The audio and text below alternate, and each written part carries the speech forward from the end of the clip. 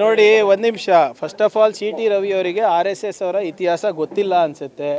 ಸರ್ದಾರ್ ಪಟೇಲ್ ಅವರು ನೆಹರು ಅವರು ಬ್ಯಾನ್ ಮಾಡಿದಾಗ ಹೋಗಿ ಕೈಕಾಲು ಬಿದ್ದಿದ್ದು ಅದೇ RSS ಅವರು. ಇಂದಿರಾ ಗಾಂಧಿ ಅವರು ಬ್ಯಾನ್ ಮಾಡಿದಾಗ ಉದ್ದುದ್ದ ಪ್ರಶಂಸೆ ಲೆಟರ್ಗಳು ಬರೆದಿದ್ದಾರೆ ಅವ್ರು ಸರ್ಸಂಚಾಲಕರು. ಓದಕ್ಕೆ ಕೇಳ್ರಿ ಅವರಿಗೆ ಇತಿಹಾಸ ಮೊದಲನೇದು. ಆಮೇಲೆ ರಿಜಿಸ್ಟ್ರೇಷನ್ ಮಾಡ್ಕೊಳ್ಳಿ ಅಂದರೆ ಯಾಕೆ ಅಷ್ಟು ಭಯ ಅವರಿಗೆ? RSSಗೆ ರಿಜಿಸ್ಟರ್ ಮಾಡ್ಕೊಳ್ಳಿ ಅಂದರೆ ಇವ್ರು ಯಾಕೆ ಉತ್ತರ ಕೊಡ್ತಾ ಇದ್ದಾರೆ? ಒಂದು ಕೆಲಸ ಮಾಡಿ, ಈಗ ತಾನೇ ನಮ್ಮ ಬೇರೆ ಮಾಧ್ಯಮ ಸ್ನೇಹಿತರಿಗೆ ಹೇಳ್ತಾ ಇದ್ದೆ, ನನಗನ ನಿಮ್ಮ ಯಾವುದು ಜಗನ್ನಾಥ ಭವನ್ ಅಲ್ಲ ಅವ್ರದ್ದು, ಜಗನ್ನಾಥ ಭವನೋ ಕೇಶವ ಕೃಪಾಗೋ ಕರೆಸಿ, ನನಗೆ ಕರೆಸ್ಬಿಟ್ಟು ಈ ಕಾನೂನು ಅಡಿನಲ್ಲಿ ನಮಗೆ ಸ್ವತಂತ್ರ ಇದೆ, ನಾವು ಯಾವುದೇ ಸರ್ಕಾರಿ ಸಂಸ್ಥೆಗಳಿಗಾಗಲಿ ಅಥವಾ ಸರ್ಕಾರಿಗಾಗಲಿ ನಾವು ಉತ್ತರ ಕೊಡೋ ಅಗತ್ಯ ಇಲ್ಲ ಅಂತ ತೋರಿಸ್ಬಿಡ್ಲಿ, ಅಥವಾ ನನ್ನ ಆಫೀಸಿಗನ ಬರಲಿ, ದಾಖಲೆಗಳು ತೊಗೊಂಡು ಬರಲಿ. ನೋಡಿ ಸರ್, ಈ ಕಾನೂನು ಅಡಿನಲ್ಲಿ ನಮಗೆ ಯಾವುದೇ ನಮ್ಗೆ ಯಾವುದೇ ಸಂವಿಧಾನ ಲಾಗೂ ಆಗೋದಿಲ್ಲ, ನಮ್ಗೆ ಯಾವುದೇ ಕಾನೂನು ಲಾಗೂ ಆಗೋದಿಲ್ಲ ಅಂತ ನನ್ನ ಆಫೀಸಿಗನ ಬಂದು ಹೇಳಿ, ಇವ್ಯಾಲ್ಯೂಯೇಟ್ ಮಾಡ್ತೀನಿ. ತಪ್ಪಿದರೆ ನಾನೇ ಕ್ಷಮೆ ಕೇಳ್ತೀನಿ, ಇಲ್ಲದ್ರೆ ಅವ್ರು ತಿದ್ಕೊಳಕ್ಕೆ ಹೇಳಿ. Simple thing sir. ಯಾವ ದೇಶದಲ್ಲಿ ಒಬ್ಬ ಬೀದಿ ವ್ಯಾಪಾರ ರಿಜಿಸ್ಟರ್ ಆಗಬೇಕು, ಹೌದಾ ಇಲ್ಲ? ಬೀದಿ ವ್ಯಾಪಾರಿಗಳು ರಿಜಿಸ್ಟರ್ ಆಗಬೇಕು. ದೇವಸ್ಥಾನದಲ್ಲಿ ಎಷ್ಟು ದೇಣಿಗೆ ಬರ್ತಾ ಇದೆ ಅಂತ ದೇವರು ಲೆಕ್ಕ ಕೊಡಬೇಕು, ದೇವಸ್ಥಾನಗಳು ಲೆಕ್ಕ ಕೊಡಬೇಕು, ಜನರು ಲೆಕ್ಕ ಕೊಡಬೇಕು, ನೀವು IT ಲೆಕ್ಕ ಕೊಡಬೇಕು. ಇವ್ರು ಕೊಡೋಂಗಿಲ್ವಾ? ಏನಕ್ಕೆ?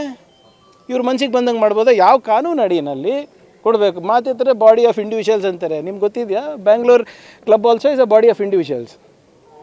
ಅಂದರೆ ನಾಳೆ ನೀವು ಹಂಗೆ ಮಾಡ್ಬೋದಾ? ಸೇಮ್ ಫಾರ್ಮ್ಯಾಟ್ನಲ್ಲಿ ನೀವು ನಾಳೆ ಒಂದು ಸಂಘಟನೆ ತೆಗೆದುಬಿಟ್ಟು ನೀವು ಹೀಗೆ ದೇಣಿಗೆ ಇಸ್ಕೊಳೋದಾಗಲಿ ಅಥವಾ ಕಾನೂನು ಉಲ್ಲಂಘನೆ ಮಾಡಿಬಿಟ್ಟು ಬೆಂಗಳೂರಿನಲ್ಲಿ ಪಥಸಂಚಲನ ಮಾಡೋದಾಗಲಿ ಮಾಡ್ಬೋದಾ ಸರ್? ಆಯ್ತು ರೀ, ಇವ್ರಿಗೆ ಗೊತ್ತಿಲ್ಲ ಇವ್ರ ಇತಿಹಾಸ ಹೆಂಗೆ ಈ ಹೇಡಿಗಳು ಬಂದು ಕೈಕಾಲು ಬೀಳ್ತಾರಂತ ಗೊತ್ತಿಲ್ಲ.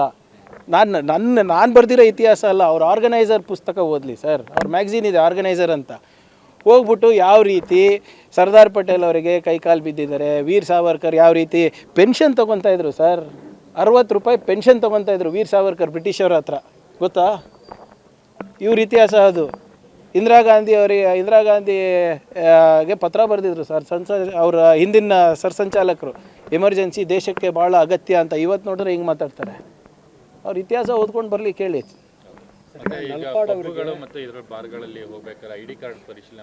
ನೋಡಿ, ಭಾಳಷ್ಟು ನಮಗೆ ದೂರುಗಳು ಬರ್ತಾ ಇದೆ ಪೋಷಕರಿಂದ. ಹಲವಾರು ಪಬ್ಗಳಿರ್ಬೋದು, ಬ್ರಿವರಿಗಳಿರ್ಬೋದು, ಬಾರ್ಗಳಿರ್ಬೋದು, ಇಲ್ಲಿ ಯಾರು ವಿದ್ಯಾರ್ಥಿಗಳು ಅಲ್ಲಿ ಮಾದಕ ವಸ್ತು ಇರ್ಬೋದು, ಸಿಗರೇಟ್ ಇರ್ಬೋದು, ಅಥವಾ ಲಿಕರ್ ಕನ್ಸಂಪ್ಷನ್ ಮಾಡ್ತಾ ಇದ್ದಾರೆ ಅಂದ್ಬಿಟ್ಟು ಅದಕ್ಕೆ ನಿನ್ನೆ ಒಂದು ನೋಟಿಫಿಕೇಷನನ್ನು ನಾವು ಸರ್ಕ್ಯುಲರನ್ನು ನಾವು ಹೊರಡಿಸಿದ್ದೇವೆ.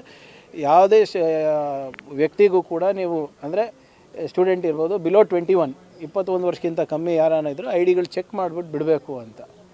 ಯಾಕಂದರೆ ಇದು ನಮ್ಮ ಯುವಕರ ಭವಿಷ್ಯದ ಪ್ರಶ್ನೆ ಆಗಿದೆ. The ಓನಸ್ is on the establishment.